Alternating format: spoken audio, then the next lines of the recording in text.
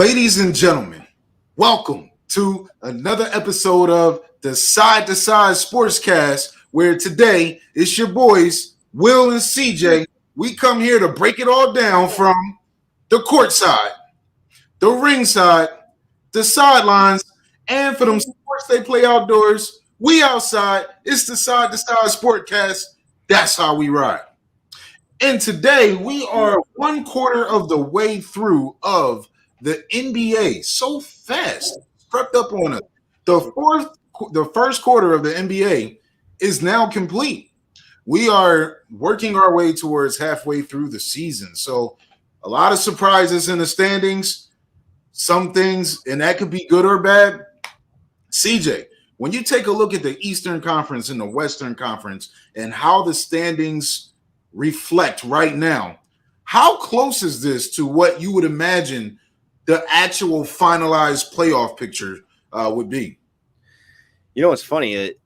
When I was looking at the Eastern Conference standings, it's like there's a lot of things that can kind of shake. There's a lot of teams that are sitting right around that 500 number, but like for the most part, you know what you're going to get, right?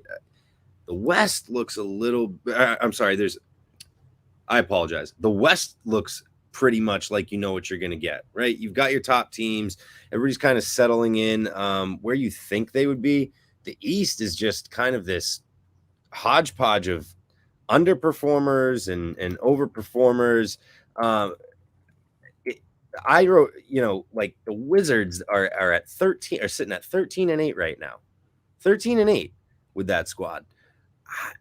I'm hesitant to think that they're going to be able to keep that pace, right? Like 13-8 is pretty solid at this point in the year. I'm not going to put my money on them keeping that pace together. You got to think the 76ers are going to figure things out whether or not Simmons stays or goes. I mean, they've got Embiid, who's the most dominant center, of this generation as far as sitting out on the block, being able to expand his game now out to the 3-point line. And they've signed Andre Drummond to actually spell him on his off days so that you still have a presence in the middle of the floor. I do think the Sixers are going to turn things around. They're not going to be in a 500 team. They're sitting at 11-10 right now. And you look at it, they might get something for Ben Simmons down the road. So that team could improve drastically. Maybe Simmons comes back and plays and makes them better just because he hasn't even been on the court yet. So there's just a lot in the East that could be shaken up. The Pacers right now, they are 9-14, 5 games under 500. They have a starting lineup of Brogdon, Karis LeVert, Turner, Sabonis. I mean, when healthy. They got Justin Holiday, Torrey Craig, Lamb. They got scoring off the bench. They got defense off the bench. What is wrong with that team? I can't put that together. So there's just a lot of parity and a lot of unfamiliarity, of teams kind of being where they shouldn't. Like the Hornets are in the mix. Now they're usually a bottom dwelling team. The Bulls they're a force to be reckoned with, East or West, this year. I think they're contenders. And then you look at the Western Conference. Everybody thought I personally thought the Lakers would be a little bit better than they are. But aside from that, I thought the Warriors wouldn't be 18-2 for crying out loud. They are hot. They are hot. And Steph is playing one of the best years of his career, I think, right now. So less parity going on in the West. And that's my take. I really don't know. I think you're going to see a lot shake out in the East, and it is not solidified whatsoever at all. Man, if you want to talk about hot, yeah, the Warriors 18-2, winning 18 out of your first 20 games. That's hot. But let's talk about the team that won 16 straight games, baby. It's them Phoenix Suns. Your boys. Tonight, they're going to be playing against the Golden State Warriors, and we're going to see who's the hottest team in the league. Because if the Suns win their 17th straight game against the Golden State Warriors, who basically went 9-1 twice, right? It's going to really put a statement out there to the rest of the league that these boys, we made the finals last year and we're not satisfied with how we went home after being up in the series. So the Phoenix Suns are hot. I do think when it's all said and done in the West, those will be the top 2 teams. I don't think the Lakers can turn this around. I think they're going to wind up in one of those 8 seeds, maybe the top 5 seeds. They can hit a win streak, but Anthony Davis just said all we got to do is win 10 straight and the conversation changes. Bro, you make it sound like that's just a given, man. Like it's so easy. The Lakers, out of their, I think they're 10 and 11, out of their 10 wins, they've only had a double-digit win once or twice. I have to fact check that, but I know it's either once or twice. Every game is pulling hair for the Lakers, and that is the biggest surprise. I wasn't surprised that adding Westbrook and just totally only having 3 players from last year's team was going to be like you're going to get off to this grand start, but I didn't expect it to look this bad. They look old. They can't play defense. They can't move. They can't rotate. And it's a shame because Carmelo Anthony is having a tremendous year shooting. I mean, he is shooting the lights out, and this is like a perfect fit for him. But it's just the team is just too old. It's just not working. And LeBron is missing games. It's just not working. I'm just going to stay in the Western Conference for a second because we talked about Golden State. We talked about Phoenix. Utah was one of the hottest teams last year, and they're off to another good start, just not as good as Phoenix and Golden State. They're steady. They're steady. The Denver Nuggets are a surprise. They are outside of the top 8, barely, but they're hovering around that 8, 9, 10 spot with them, Memphis, and Portland. But the Denver Nuggets were a team last year that you thought they would come back this year even stronger than they were. That has not happened. They're pretty mediocre. You don't know what Denver Nuggets team you're going to get from a night-to-night basis.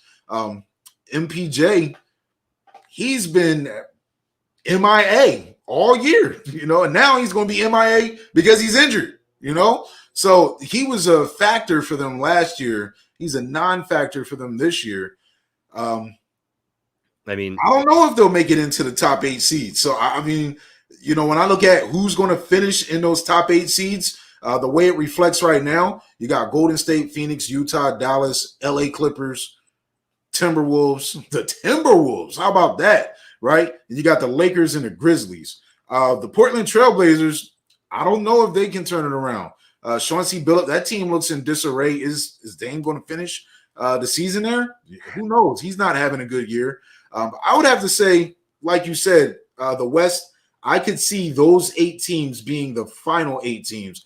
I am believing that the Minnesota Timberwolves will keep it up. Now I want to go to the East because you disrespected the Washington Wizards once too many times, right? This team won 13 out of their first 21 games. It is not a fluke, my man, CJ.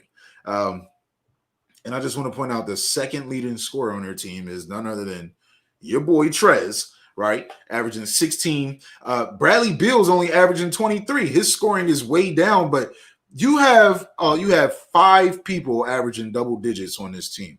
And that is something different from, it's not just the Bradley Beal show, just running and gunning up and down the court. Tatum, take notes. Right. That's the first Celtics ref. I was going to bring that up, that when you talked about the Eastern Conference, you didn't talk about your Celtics. So I was going to talk about them since you didn't want to talk about them. But you are right, Jason Tatum. Take notes, man. Listen, Wes Unseld, he has the Wizards moving the ball around. I actually watched them play a couple times, and they're a fun team to watch. Kyle Kuzma still makes my stomach hurt, but he does hustle. He's averaging 13 and 9. He's not going to be a superstar, but he's a quality guy. He's got a good shooting form. The results aren't always what you want them to be. Some of his shots are bad, but he really seems to fit into Washington very well. I am a big Spencer Dinwiddie fan and an even bigger Montrezl Harrell fan. So, and I actually like this Washington Wizards team. I just don't think they're 13 and 8 good. I think they're playoff good. I think they're a playoff team, right? The 7 or 8 seed. I'm not going to disrespect them. I think they're a playoff team. I just don't see, like, they don't. So if they kept this pace up, they would finish the year 50 and 32. I don't know. I think they're a little worse than that. I think they're a 45 win to 40. Yeah, I think they're a roughly 45 win team. So I think we're stretching by just a hair right now. Right. Yeah. I mean, that's not really too big off. I can see between 45 to 50 wins. Now, where does that translate into the standings in the Eastern Conference? Well, the Brooklyn Nets, they're without Kyrie, they're still 14-6. They've got arguably the best player in the league, Kevin Durant, right? And they benched Blake Griffin. He's just not playing well. They benched him. James Harden isn't even playing well. Kevin Durant is carrying James Harden.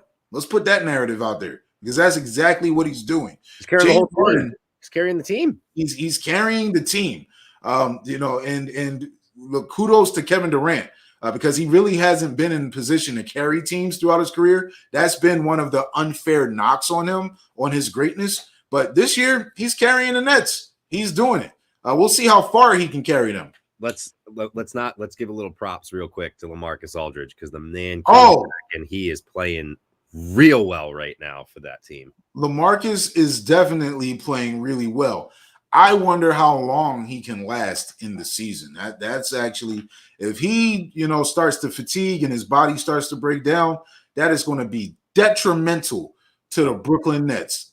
Huge detriment to the Brooklyn Nets because they will officially be too small to compete with teams like the number 2 Chicago Bulls, who this is as an exciting team as there is to watch in the NBA. When you really look at their roster, you would think Lonzo Ball is the point guard, so Lonzo Ball is probably their primary facilitator. They have a unique way of rotating who's facilitating. Sometimes it's DeRozan, sometimes it's Levine, sometimes it's Lonzo, and sometimes it's even Vucevic. He's passing it out of the post to those slashers. It is, man, like they're scary, man. They are scary. They're a lot better than I thought they would be. We forget too. I just got to point this out. Kobe White has not been with that team for very long. He just came back. Now, on top of that, like we're talking about the athleticism. I mean, you don't get more athletic than we've talked about Levine. We know about Levine. We know about DeRozan and their athleticism, but they have Javonte Green. He was a former Celtic, so I got to see a lot of him. This guy flies through the air, and he was one of Tatum's boys. Tatum was kind of pissed that he got let go, but this boy is an athlete. On top of that, they've got Derrick Jones Jr., who's a straight up athlete. These guys are going to be just up and down the floor. Caruso pushing it, Lonzo Ball pushing it, DeRozan they're going to be a tough team to keep up with. It's going to be a track meet. And even, I don't know, Ayo Dosunmu, their rookie this year. Oh, yeah. I had not given a thought to him coming out of the draft. He's quality. And I watched him play against my Celtics, and my Celtics are not playing well. Let's get that out of the ethos here. But man, that dude is just as athletic as any of the other guys I mentioned. This team runs, jumps faster and higher than any other. It's scary. They are a scary team, and they make shots. They make shots. It's unfair for me to say this, but Kobe White is that's another guy I'm a big fan of. Coming out of UNC, Kobe White is my guy. I wanted the Phoenix Suns to draft him, but I really like how we wound up with Cam Johnson. That actually fits really well.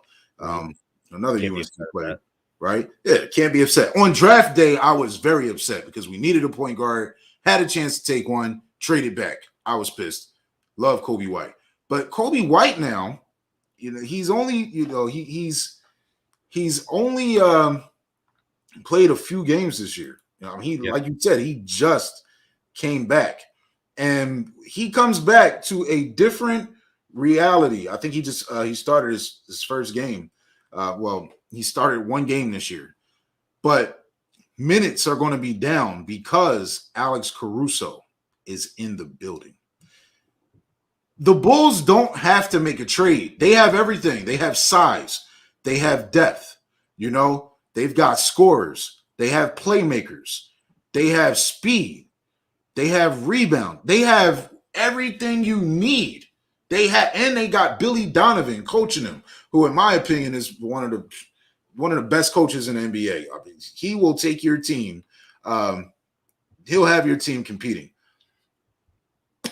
But teams are going to call the Chicago Bulls for Kobe White. If we made a list, CJ, of players to be inquired about, I'm going to say Kobe White is going to be one of the top players on that list. The Lakers, I don't know what they can possibly give to get him, but he's the type of guy that they need. A shooter, a young person who can run the floor. The Lakers are too old, but the Chicago Bulls don't have to do the Lakers any favors, right? Because the Bulls are stacked at guard. You know, they got Dosunmu, Kobe White. They run that four guard. They run that 4-guard set, right? I mean, that's what's scary about them is like, you know, you've got DeRozan. He's not a small dude. I mean, guys like 6'7", 6'6", he's not a small dude down there, but he's. I mean, if you can put him at power forward, though, this day and age, you're not getting a lot of bangers down low, right? Like he can still D up guys like Julius Randle if he has to. Right. Those are the types of power forwards you're seeing. You're not seeing like Charles Barkley back to the basket just eating you alive anymore. That's not the game. So that 4-guard lineup, I think Kobe White's going to have plenty of opportunity to just come off the bench with all of them flying up and down the court. He's going to be able to tag in and keep that train moving. And they're going to be scary, man. I'm telling you. Oh, I'm with you on that, man. They are definitely a team to watch right now. And right, behind them, the Miami Heat. You know, can the Miami Heat finish a top 3 seed? Then you got your Wizards, who you don't think they'll finish in the top 4. The Bucks are the 5th seed. I think the Bucks are going to hit a stride, and I think they're going to be one of the top 2 or 3 teams to finish the year. The Bucks have not really been healthy. Giannis is having a great year. Record aside, he's quietly having another MVP caliber season. The New York Knicks, I skipped over to Charlotte Hornets. You know, they're the 6th seed right now, and they're surprisingly good. I mean, led by the other Ball brother, LaMelo. They're another team. They play small, but they come up big. You know, you can't count them out. The Knicks, if I had to pick a team, and Rudy's going to hate me, but if I had to pick a team that's in the top 8 that could find themselves outside of the top 8, I'm going to have to pick the New York Knicks. Kemba Walker did not work out. He's not playing defense. Does that fix things? I don't know. They're going to now they're pretty much the team that they were last year, right? They don't have much else. Will they try to make a trade? Will they try to do something? I'm sure they'll be active, but they'll definitely be in the play-in tournament. The Sixers, you nailed it, CJ, when you said they got Drummond. Embiid's going to miss time. That's why they got Drummond in there. He can hold things down.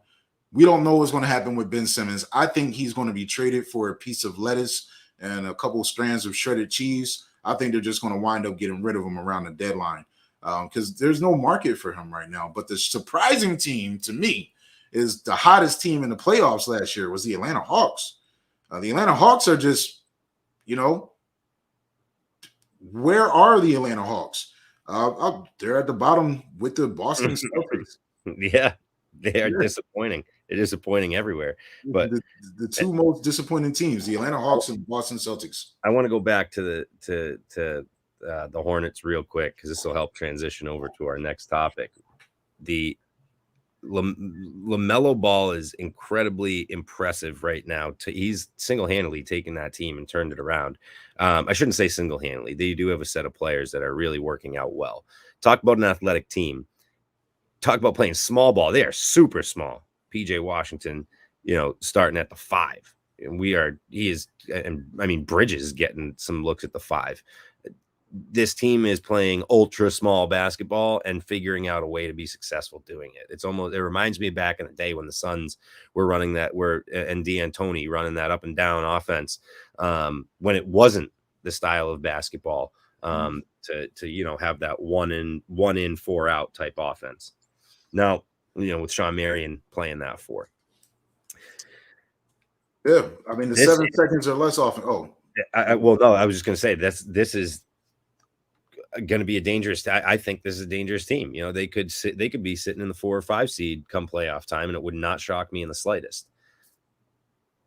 Now, go ahead. Oh, I was going to go ahead. No, you give me a little feedback if you got any. I wanted to talk about my mellows.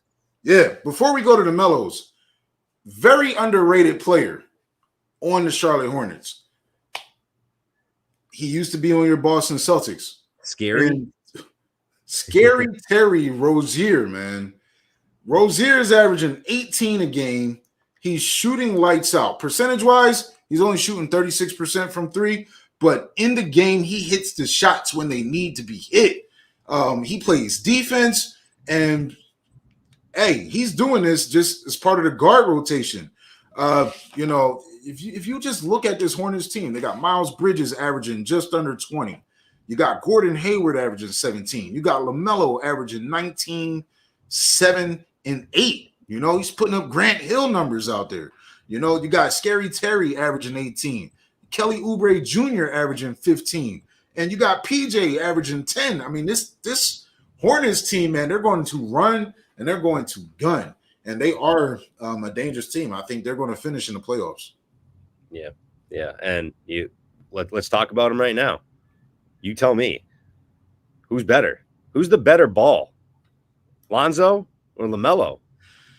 Man, let me tell you, I like Lonzo Ball more, man. I've been a Lonzo Ball fan since UCLA because Lonzo, all right, we know LeVar talks, and LeVar doesn't even deserve a name drop right here, but he did an incredible job raising his boys and preparing them to become NBA contributing athletes. They're more than just contributors. Like LaMelo is a borderline star.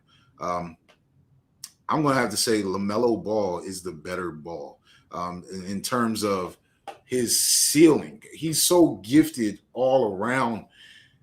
He's a playmaker. The way he passed, the way he sets up his teammates is so, you know, it's high level stuff. He's in his second year. He's averaging 19 points and almost 8 rebounds and 8 assists. In his second year, Lonzo Ball is one of the best on-ball defenders in the NBA.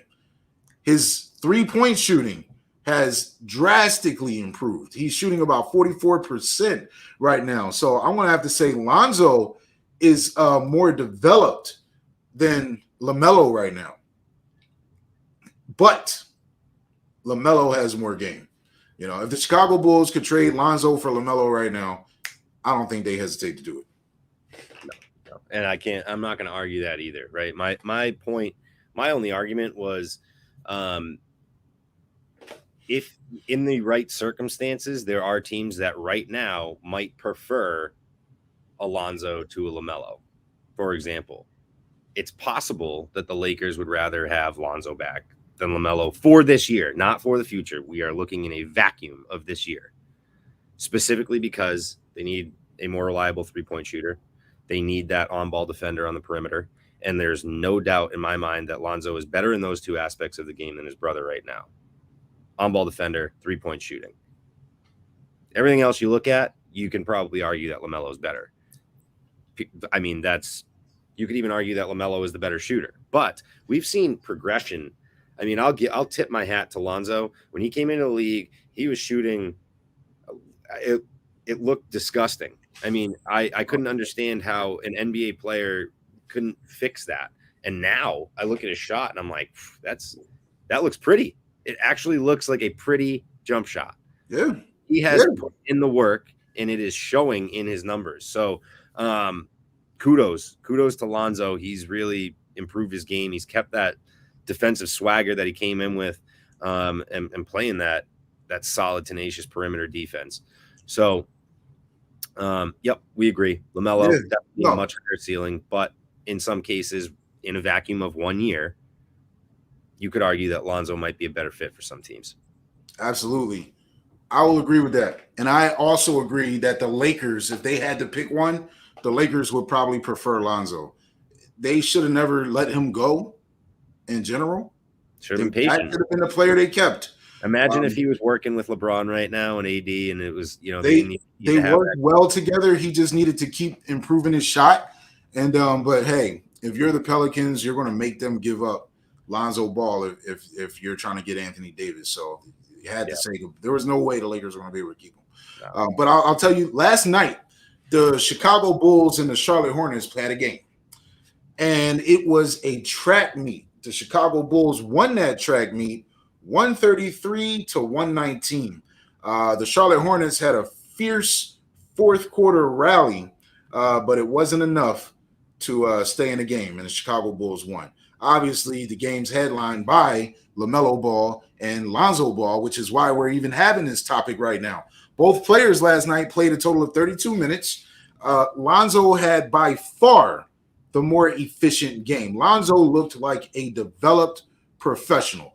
Only took 8 shots, made 6 of them. 4 of them were threes. Only missed 1 of them. Right? Had 8 assists and only 2 turnovers.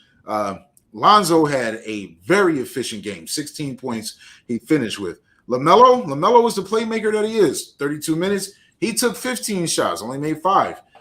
Took 8 threes, only made 3. And he had 13 assists and 7 rebounds to go along with 18 points. Had a little bit more turnovers. There were some times in the game where he was trying to do too much. But when LaMelo develops in a couple years, he is going to be one of the best players in the NBA overall. Where I think the ceiling for Lonzo Ball is Lonzo could always be one of the better point guards in the league. I'll say one of the better point guards in the league, whereas LaMelo could be one of the best players in the NBA. Yeah, I agree with everything you just said. I can't, I'm not gonna poke holes in any of that. I just want to point out, man, the Bulls stats. If you look at their box score, just on their points, Vooch with 30, DeRozan 28, Levine with 25, Ball 16, Caruso 14, Kobe White played 22 minutes, 8 points. Like, you know what I mean? That's all you need at it. It's like, whew, I think there's going to be a playoff series, and I will watch every single minute of that series. That would be hella entertaining for us to watch as fans. Look, 5 players with more than 5 assists. How crazy is that? How often do you see that in the NBA? You don't see that. Caruso with 7 assists, Lonzo with 8 assists. You had Zach with 5, Vooch with 5, DeMar with 6. I mean, and Javonte Green had 3. I mean, it's not 5, but listen, it's hard. It's hard to guard the Chicago Bulls. The Chicago Bulls probably the most, they're a fun team to watch right now in the NBA. I can't say the most fun because you got the Warriors and the Suns who are lighting it up, but definitely the most fun team in the East. I'll ask you a question, CJ. Can the Chicago Bulls win the Eastern Conference this year? Yes. They can. Yes. Confidently. I am, I've been on the Bulls train since the season started when you guys were like, maybe they'll be pretty good, but I don't know. That was me. I've been on that hype train. Like, Bulls are back, but no, I genuinely think because you look at it, I mean, they play defense. They play hard defense. The Nets in a 7-game series, they're not going to have an easy time with them. The Bucks are not going to. No, they are going to give every single team they play a series, and they have depth and athleticism, and will run you to death in a 7-game series that is confined in the schedule. You're playing every other day. That's going to be a track meet that they're going to win. I'm confident in saying that they have a very good chance to win the East this year. But let's pick up our dribble. We got a lot of NFL to talk about right now. Yes, we're talking about the Eastern Conference and the Western Conference. Let's go to the sidelines and talk about the NFC and the AFC, because we are more than halfway through the NFL season. We are actually coming to the home stretch.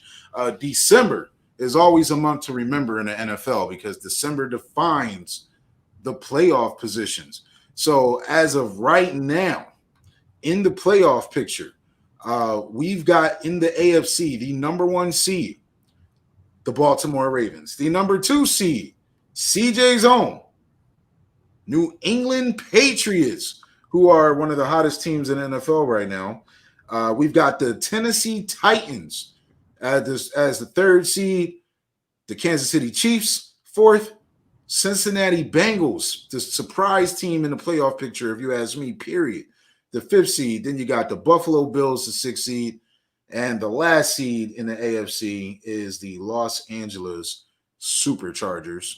Now, over in the NFC, we've got holding it down all year. The Arizona Cardinals are the number one seed at 9-2, followed by the Green Bay Packers, followed by the Tampa Bay Buccaneers and the Dallas Cowboys. And then the bottom three seeds are the Los Angeles Rams, the San Francisco 49ers, and the Washington football team. CJ, out of all these teams, I want to ask you a question. I want to pick a team, and you tell me if you think they're in or they're out. And I'm going to start with your team's opponent for this week. They're 7-4. They're the sixth seed. They're second in the division that they expected to win without Tom Brady. Are the Buffalo Bills going to make the playoffs? Are they in or are they out? I got the Buffalo Bills winning the wild card. I got the Pats. I got to go with my Pats. They are steamy hot, and like McCone said, on our episode with him, they are really making a name for themselves on the defense. And anybody who's watched the Patriots week to week can see Mac Jones getting more and more comfortable in the offense, understanding more and more of the playbook,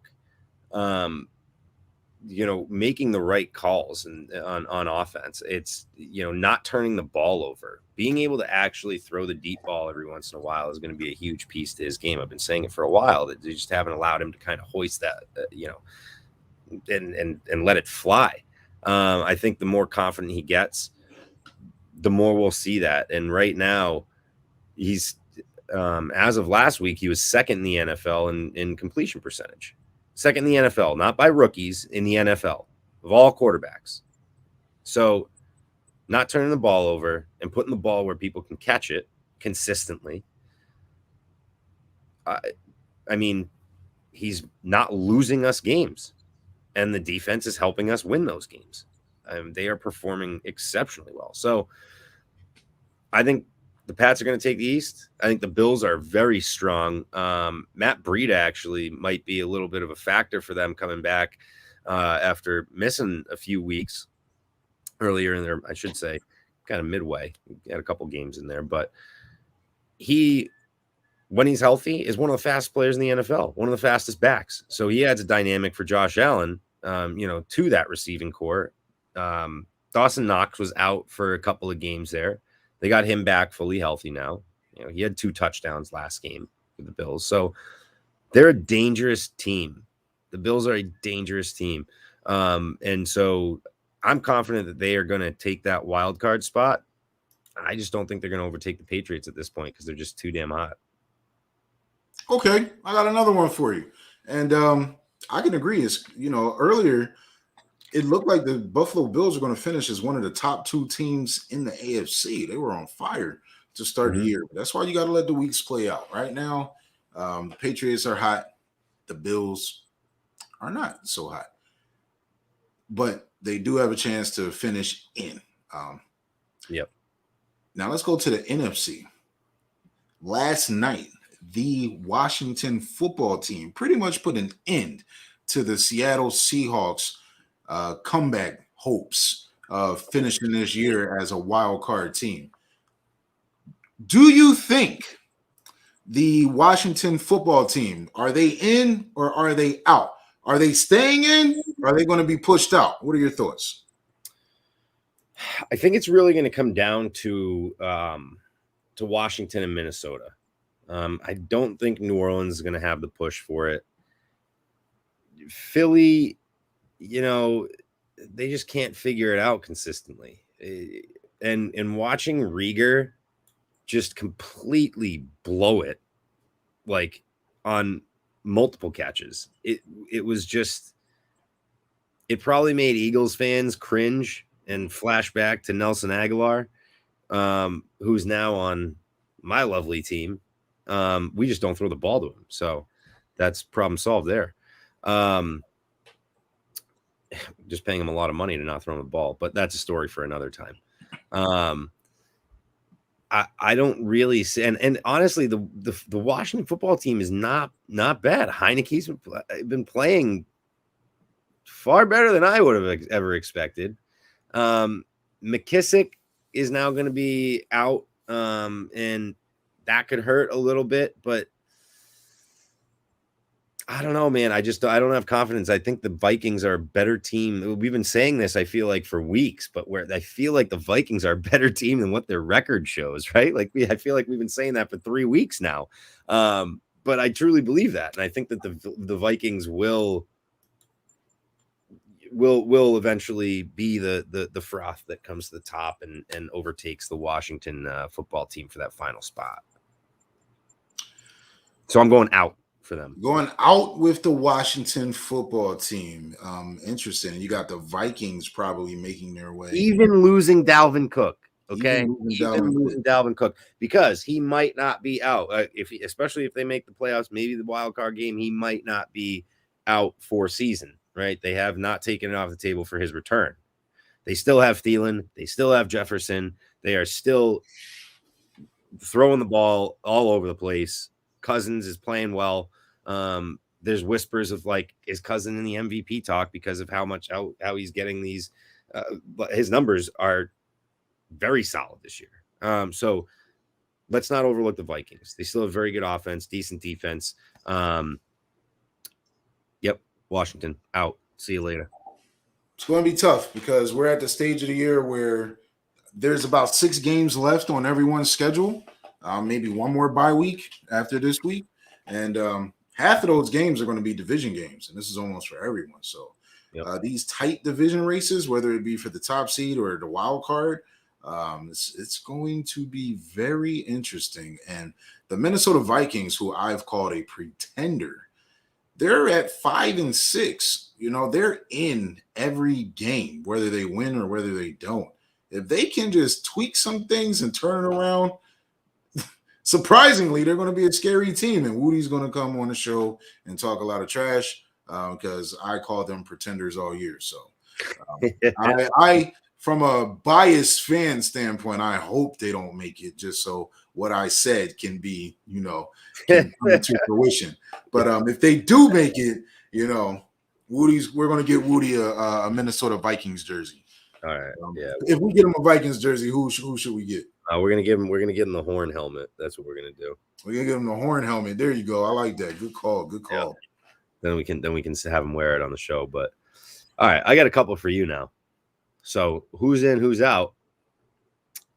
Are the Chargers in? Or are the Chargers out, Gaddy? Man, this is crazy because the Chargers, at the beginning of the year, we said on this show they may be one of the best teams in the NFL, not just the AFC. They started off, they were hot. They lost to the Cowboys at the beginning of the year, but after that, they were rattling off wins, man. They were a tough team to beat, and things just seem to be falling they seem to be falling out of favor lately. They're in the wild card. They're the 7th seed at 6-5. Behind them is the division foes, the Broncos and the Raiders, both also at 6-5. It's amazing you have a division with the leader 7-4 and the other 3 teams are 6-5. That is amazing. The Colts are trying to sneak their way in. The Browns, they're just one game out as well. It's a deep race. And I'll tell you what, when I look at the Chargers schedule, I have concerns. I definitely do. I am not fully sold. This week, the Chargers play against the red-hot Kansas City Chiefs, who are now, they have a chance. They lost to the Chargers earlier in the year. This is revenge time now. I don't think the Chargers are going to win this game. I think they're going to fall to 500. Now, I'm sorry. I apologize. I think the Broncos are playing. The Broncos play the Chargers. The Chiefs. The Chiefs. The Broncos play the Chiefs. That's what I meant to say. Yeah. Yes. The Chargers play the Cincinnati Bengals, right? Who are at Cincinnati, who they have the best chance. I mean, it looks like the Ravens are running away with that division, but the Cincinnati Bengals are putting themselves in the playoff picture. We have um, a Herbert versus Burrow matchup. It's going to be a live matchup. I don't think the Chargers are going to win this game, to be honest with you. I think the Cincinnati Bengals at home, they're playing lights out defense right now, and I think they're going to give the Chargers all they can handle. I expect a close game. I expect the Bengals to win.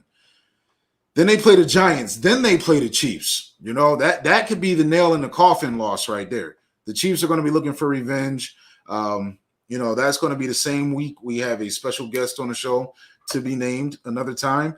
And then you got those last two games against the Broncos and the Raiders, where I could see them splitting one. So if I had to pick the Chargers record to end the year, I'm going 9-8. And I do not think 9-8 is going to get you a playoff berth in the AFC. So they're out. I'm going without. I'm going without. Okay. They're out. Okay. All right. So the AFC Chargers, they're out. And I want to point out too, real unfortunate scenario for Thaddeus Moss. I wanted to see him come out and play for the Bengals. And I mean, he might be a beast, right? Love to see that Randy Moss offspring come out and catch some touchdowns. Injured himself in pregame warmups, man. Pregame warmups, couldn't even make his debut. So we'll have to wait. We'll have to wait for him. But now I got the NFC. Let's flip it over. Are the Niners in or are the Niners out? Oh, man, these San Francisco 49ers. They have been wildly inconsistent all year. And then they finally opened up the can to a secret that the league has not been able to catch up with. They put Deebo Samuel in the backfield and have been running him. And he's been getting chunk yardage. He's been a beast. And then they put him out in receiver. The defenses don't know how to match up with Deebo. But Deebo is going to be missing some time now. So the 49ers, who were hot throughout they had one of the hottest Novembers. They beat the Rams. They dominated the Jacksonville Jaguars, as they should have. And they won a spirited game against the Minnesota Vikings. Now they've got the bloodthirsty Seattle Seahawks coming up next. Seahawks just coming off an embarrassing loss. I can tell you, if there's one team that's not giving up on their playoff, everybody's talking about how their trade for Jamal Adams is right now looking like a top 5 pick. They're not giving up. I can tell you that this is a team that will not go away lightly, and it's going to be a tough divisional matchup. I don't ever trust Jimmy Garoppolo on the road in Seattle. It's not a good match for him. The 49ers should win this game. And let's just give them the win, right? After that win, they've got the Bengals, the Falcons, the Titans, the Texans, and the Rams and the Chiefs. Now, the Rams and the Chiefs to end the season, that could be tough. Whew. That is a tough. So the 49ers have to win this game against Seattle. They have to, because their schedule is pretty cake.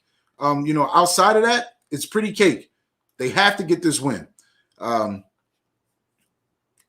think with a high sense of urgency, they get the win. It'll probably be an ugly game. I wouldn't want to start anybody on fantasy from either team, but they'll probably get that win, and I think they will hold on to one of the top 7 seeds. I think the 49ers, even if they finish the year with 7 losses, I think 7 losses can get you into the NFC playoffs. It's possible. I mean, if you look at the I'll tell you, it's not as tight as the AFC. When you look at that, like you pointed out, there's a slew of 6 and 5 teams that are just sitting there, like waiting. Like these next couple of weeks are going to be sweaty palm weeks for a lot of teams. I'll tell you that. And I don't think they don't have the Chiefs, by the way. The Niners have the Rams, the Texans, the Falcons, Titans, Bengals, Seahawks as their last 6 games. So they have I mean, the only 2 games they really need to worry about at this point, which are going to be challenging, are the Bengals and the Rams, in my opinion. The Titans have lost their luster since Henry went down, and it's just, I mean, I watched the Patriots just dominate the Titans, and it's they're not the same. They're just not the same team. And the Falcons are the Falcons. But I will agree with you. If they lose to the Seahawks, that's going to put them in a tough spot, because then you're staring down the barrel of the Bengals as another away game. I mean, immediately following, you're putting yourself in a real tough spot where you're going to have to probably win your next 4, maybe, to actually. Now we're counting the 49ers as losing to the Bengals. We might be getting ahead of ourselves. Yeah, right. Okay, but important game, because you don't want to be playing away against that Bengals team right now and going, oh crap, we just finished this road trip 0-2, and now we got 4 games left, and one of those is against the Rams. So, it's just. So are you got him in, or you got him out? I got them in, and I'll tell you why. Because even if they got a couple skid marks, on the schedule, with the remainder schedule, when you look at the teams that are on the bubble, I mean, like we talked about in the AFC, you got a slew of teams that are 6-5 and 6-6, right? Well, in the NFC, you got a slew of teams that are 5-6 and 5-7, and really the only team that is mathematically out of the playoffs right now are the Detroit Lions. They're not going to make the playoffs.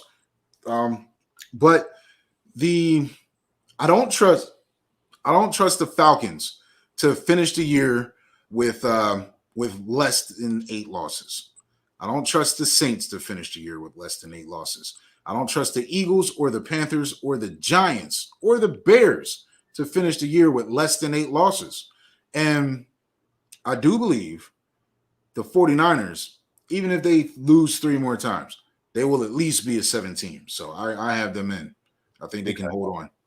All right. I mean, I think this is a perfect transition over to our key matchups for this week.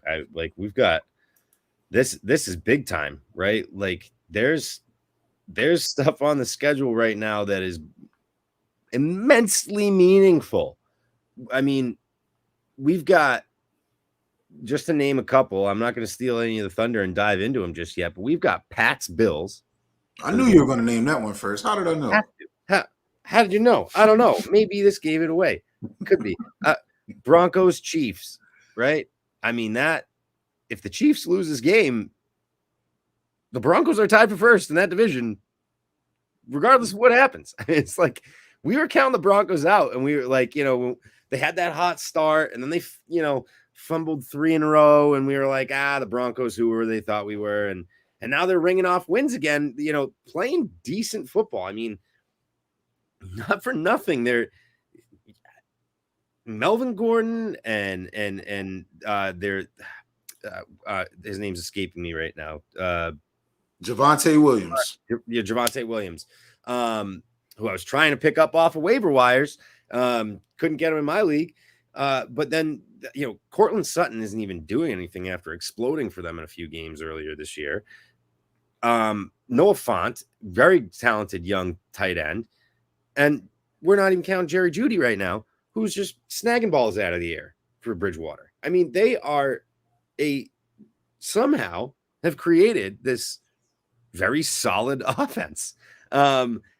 Unexpectedly, I don't think a lot of people put a lot of stock, in what they're able to put together right now.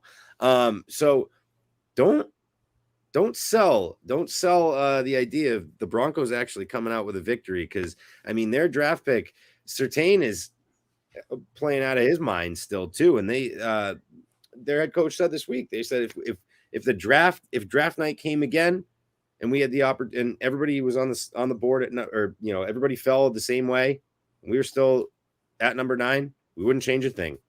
Surtain would be our guy. I mean, he is legit.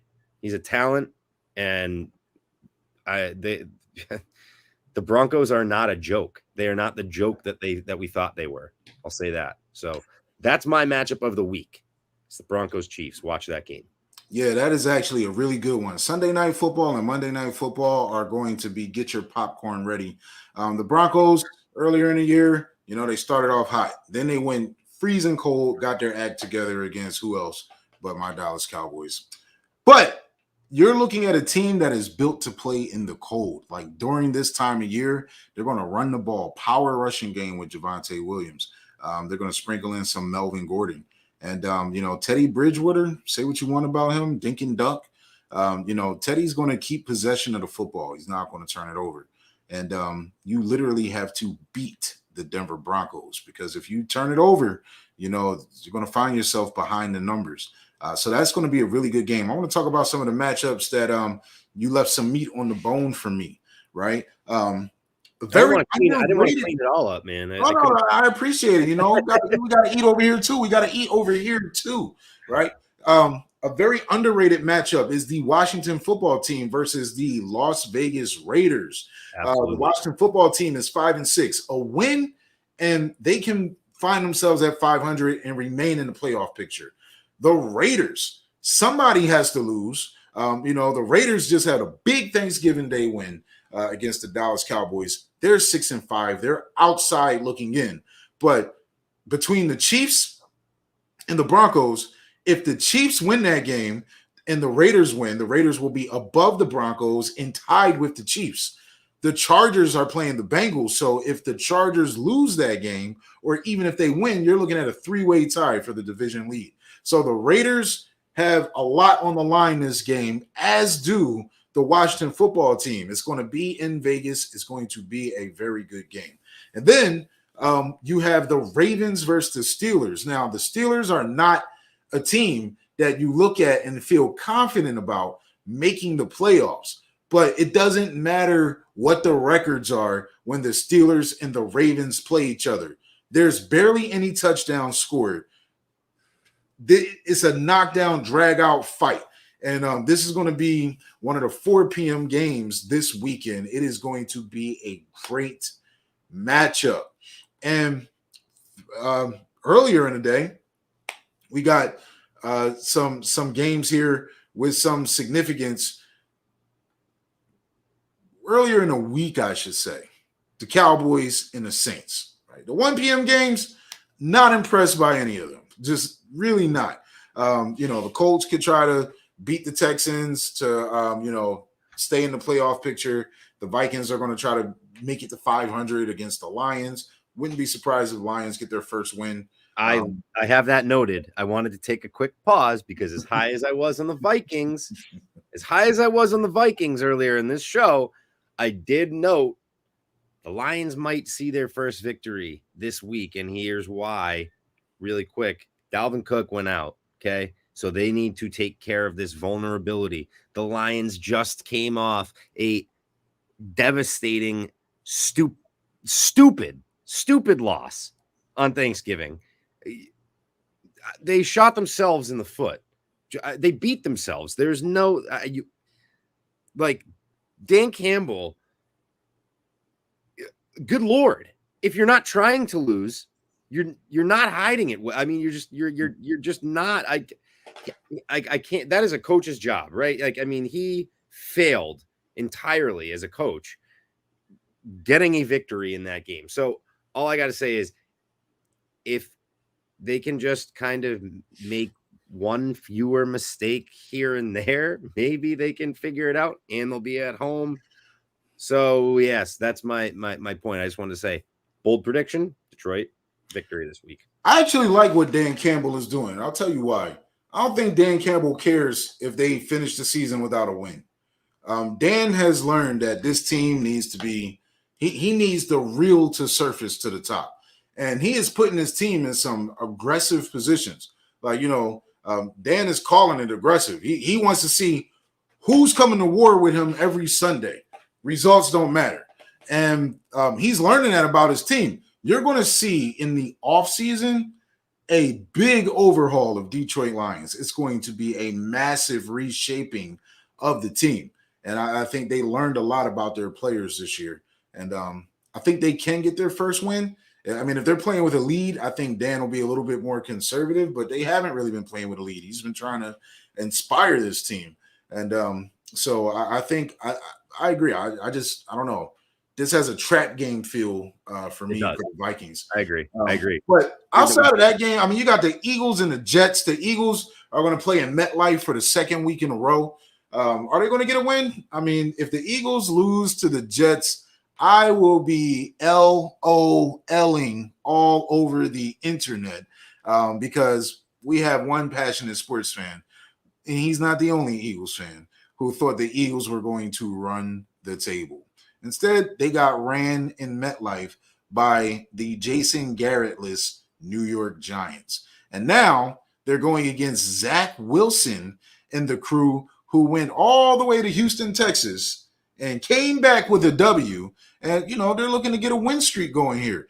This Eagles-Jets game, if you're a diehard football fan, this is an interesting game to you, but it's probably going to be a snooze fest for others who could care less about either one of the teams. But the Dallas Cowboys and the New Orleans Saints are going to have an impactful Thursday night game.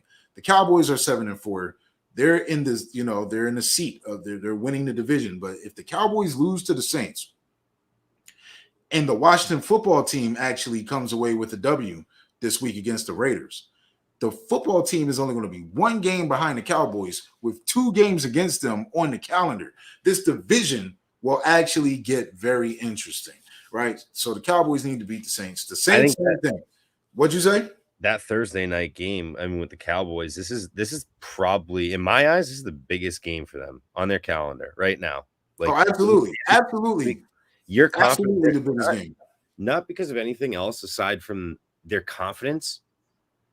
Will be shot if they lose to the Saints, and then the way they lost to the Raiders, and the way that just the season has unfolded. Zeke hasn't been performing where he should, and Dak gets hurt, comes back. It's just this hodgepodge of a season that hasn't been steady, right? There was these feels of like, okay, the Cowboys figured it out. They hit their stride. We got Cooper, we got CD, we got Zeke, we got Dak, we got Schultz. Everybody's clicking right now. Pollard's even sitting in the background, catching balls in the backfield, being a third down back. Like everything seemed to be clicking. Like everything was about to mesh real quick. And then they just like started fumbling a little bit and like tripping over themselves. And it's like they need to get themselves right Thursday.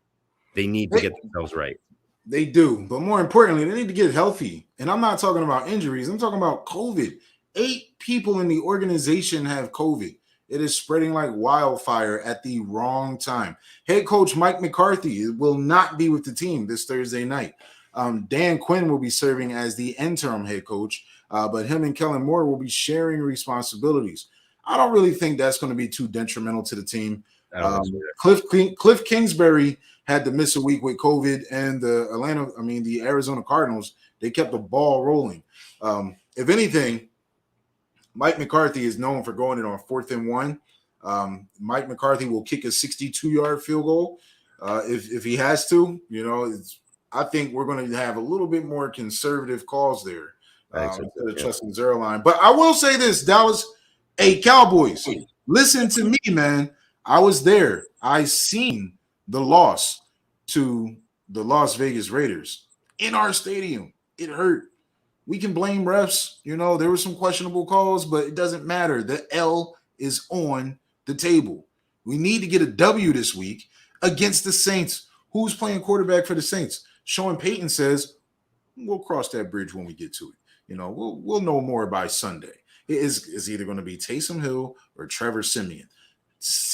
The last time Trevor Siemian played against us, he was in Denver, and he looked like John Elway, man. Now, this is a different defense, so we do not need to let that happen again. Taysom Hill has never had a breakout game as a quarterback. People always have breakout games against us. Cowboys, Taysom Hill better not become the Saints franchise quarterback for the future against us this Thursday. This team is hobbling. This team is hurt. They've got a good defense, but their offense is not a juggernaut. And we need to create turnovers, win this game, because if you don't win this game, the rest of the season is going to have a huge question mark, but let's talk about the Saints. If the Saints win this game, then the Saints are 6-6, and they're finding themselves, in that wild card conversation, between the Falcons, the Vikings, and the Washington football team. All three teams are currently 5-6. All four teams are currently 5-6 right now. And a win for the New Orleans Saints would be huge. So I do think outside of the Sunday night and Monday night fun, the Thursday night football game, the primetime games are absolutely must-see football this week in the NFL. So just to recap real quick, don't start Trevor Siemian or do start Taysom Hill. We should start Taysom Hill this week in fantasy. Man, if the Saints choose to start Taysom Hill, and you're one of those guys that like to roll the dice as it's time to make the playoffs in fantasy football, then you can definitely, if you're a betting person and you start Taysom Hill, the Cowboys have been known to give up some big performances to some nobodies. It's just in their history. It doesn't even matter who the coach is. It's something about playing the Cowboys. People bring it. It brings out the best. It brings out the best in them. It's crazy. It's something about it. Then we look silly, but we're getting teams A+ effort every time. Nobody plays the Cowboys and just takes that week off. You're getting their best. So I wouldn't start Taysom Hill or Trevor Siemian, but who you starting? And who you sitting in fantasy football this week? Yeah, he wasn't on my docket for stardom. I just had to say it. No, my I'll give you both of mine. My sit 'em first. We'll end on the positive note, right? As our last topic, giving you our fantasy advice, which clearly has just done wonders in the past. As I've really, we've played Hunter Henry over Dawson Knox and lost me some games. It's been some tough go, but here's what I got for you this week. Damian Harris has been a borderline RB2, maybe a flex. Doesn't catch a ton of passes out of the backfield. Very touchdown reliant. You can see a lot of 8-9 point games out of Damian Harris. I'm sitting him this week against the Bills defense. Ramondre Stevenson is Bills just kind of going with the hot hand. If you have somebody else to pick up, maybe go get a Boston Scott because Howard's gone down for the Eagles. So you can go find some waiver wire pickups that could get a bigger boom than Damian Harris. So he's my sit-em. Now watch, he's going to score 3 touchdowns this week. First time he scored 3 touchdowns. All receiving too for extra points. Just wait. I tell you to sit him. That's what's going to happen. My stardom. We're going to go back to that Eagles roster. I think it's time. You guys, if you haven't been starting him, to start Miles Sanders. With Howard out, Sanders was hurt, a little dinged up. He's back, came back last week. He's going to start getting a rhythm. They're going to start feeding him the rock more. I think I'm ready to put him in the starting lineup, and I'm going to play him. I have both Harris and Sanders this week, and I've kind of been toying with it, obviously. Big Pat's guy out here. So my bias, I'm trying to leave it at the door. I think I'm going to go with Miles Sanders this week. That's my stardom. Miles Sanders as a stardom always sounds like a bad idea to me. I don't know what it is, man. It's just like as soon as you want to believe that they're going to hand him the football, something just doesn't go right. His games are pretty mediocre. But this might be a good week to start him against the Jets because we know, even though the Jets won last week, they can say that.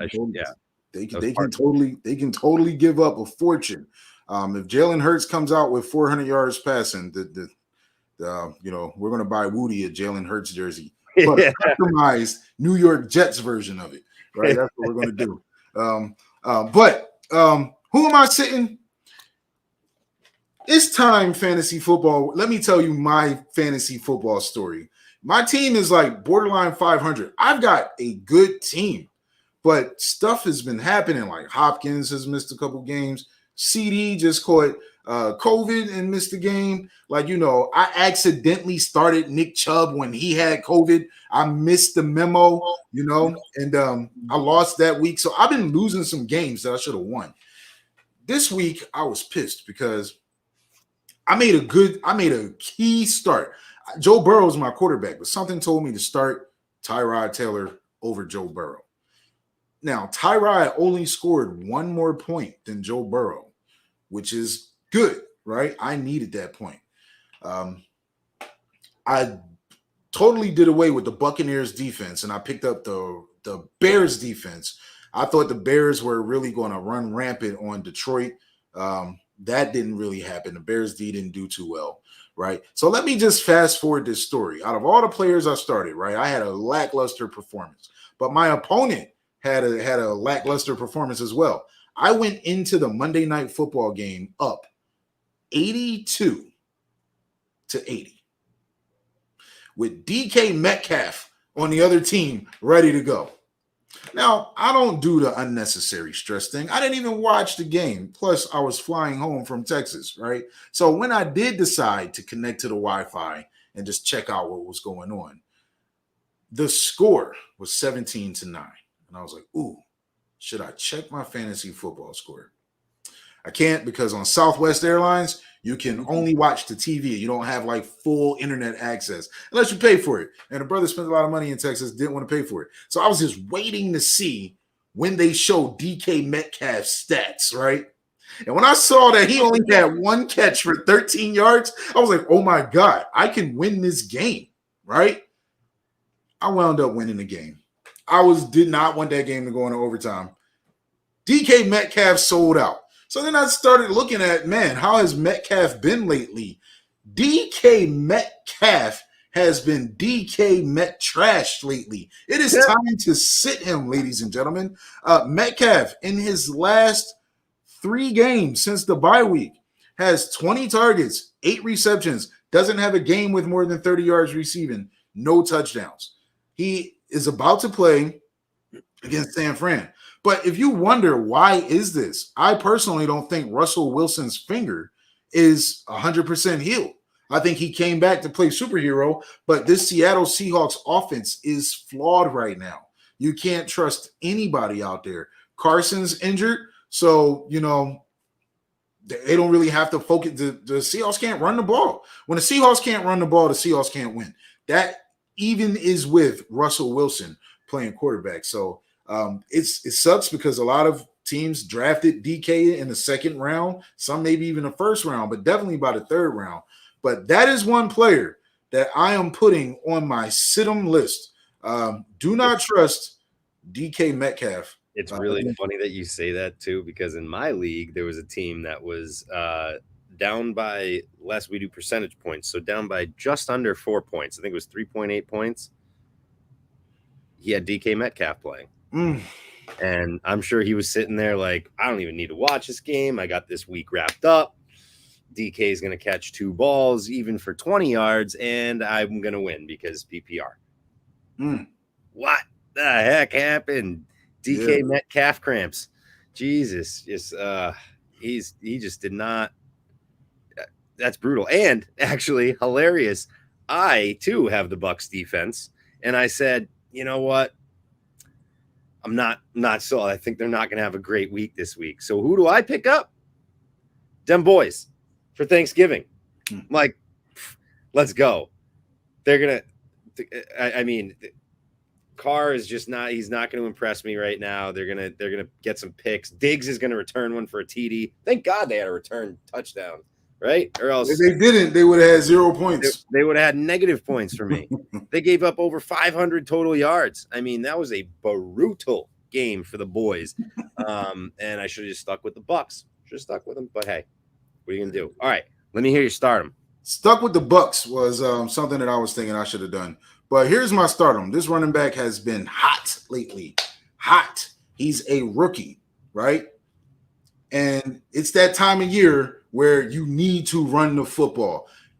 Stag, who is our producer backstage, who I've been playing fantasy football with outside of this year for almost a decade, there's always a rookie running back that I put before the season starts. I say, hey, here's a guy you want to draft, because in that last stretch of the season, it's going to be a bell cow, right?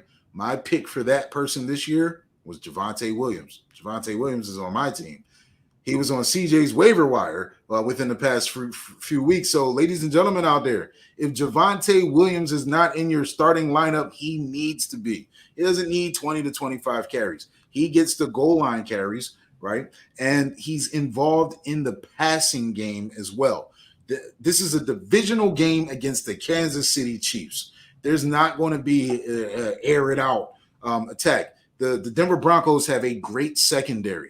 Patrick Mahomes has turned the ball over. I don't think Patrick Mahomes is going to air out the Broncos for 400 yards and 5 touchdowns. This is going to be a slugfest, and the running backs are going to be heavily involved. And when the Denver Broncos get the power rushing, it is good things for them. They win those games when they hand it to number 33, Javonte Williams. We love you. So my stardom for this week is absolutely Javonte Williams. Okay. I mean, I like that. It's a good pick. It's a good pick. Definitely. If I had him, I'd start him.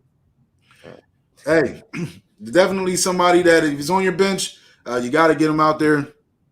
Nick Chubb is on a bye week. Great bye week replacement. In a low-key stardom, low-key, very low-key, because a lot of people are going to be fascinated with the other running back. But I will tell you, San Francisco 49ers, Jeff Wilson.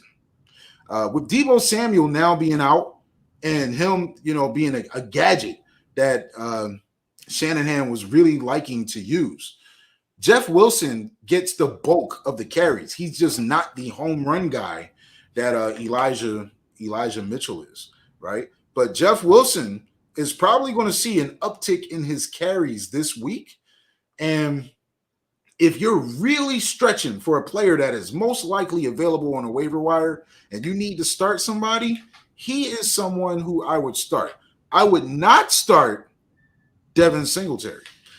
Devin Singletary seems to now be the lead back for the Buffalo Bills. But Bill Belichick is going to take that running game away.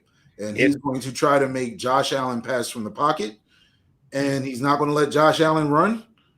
I would not start Devin Singletary unless you had to break the glass in case of emergency. Javonte Williams, Jeff Wilson, those are my guys. One last waiver wire pickup in case he's still out there, because waivers usually happen on Wednesdays. Alexander Madison. Replacing Dalvin Cook. Get him out. Get him while he's hot. He probably was not on a roster before this week, but if you're like guys in my league, they got quick triggers. That's gonna be a guy you're gonna want to put some cash on, or make sure you get him on your roster, because they're just gonna have to feed him. They don't really have a deep stable of running backs for the Vikings, and that's your man. Madison's gonna be the man, whether they like it or not. He's gonna be getting the touches. So, hey, what's the buy-in in your league? $100. Hey, Stag and Woody, man, we got to get in CJ's league next year, because I know in our leagues there is 0% chance Madison would be on a waiver wire, especially since Cook missed the game already this year. Madison's not on my way. Madison is not available. Okay. No, I said my league's quick trigger. I go on, and it's like as soon as I don't even know Dalvin Cook's injured yet, and he's gone. I was about to Venmo you my 100 for my seat next year. Right? For next year, put it down, save me a spot. No, man, my league's rough. Yeah, but that's still a good point. He is definitely somebody who, if for any chance he is available in your league, you need to be rushing to the waiver wire. If you do an auction league, empty the clip, bid what you got, because he is a very good running back. He can be a quality starter on any team in the NFL, and this is going to be his time to shine. So, hey, ladies and gentlemen, that does it for another episode of the Side to Side Sportscast. And next week, we're going to have our very first fan guest join us to break it down from all sides, from the court side the ringside, the sidelines, and you already know for them sports they play outdoors, we outside, baby. We side to side. That's how we ride. Listen, this platform is for the fans, by the fans. We want you, the voice, to be the voice of the voiceless. You call the radio stations, they give you a couple seconds to chime in on their topic, and then they take your point and make a whole nother topic about it. But what about you? Come to the Side to Side Sportscast, break it down, call it how you see it, call it how you saw it, and call out the people who didn't see it how you saw it. Let's go, ladies and gentlemen. We out.